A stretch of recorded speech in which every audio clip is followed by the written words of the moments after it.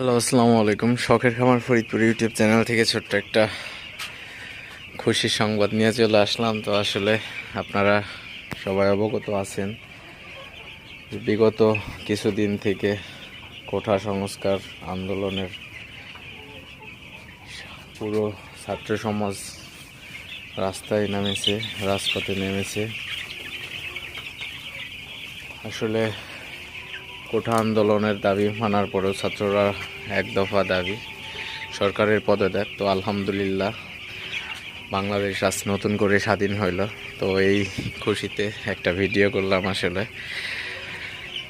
তো বাংলাদেশ এখন অত্যাচার, নির্যাতন, জুলুমের হাত থেকে বাংলাদেশের সাধারণ নাগরিক মুক্তি পাবে, এটাই সকলের কাম্য, এটাই সকলের আশা। তো সারা বাংলাদেশে বিগত 17 বছর যাবৎ যে নির্যাতন, নিপীড়ন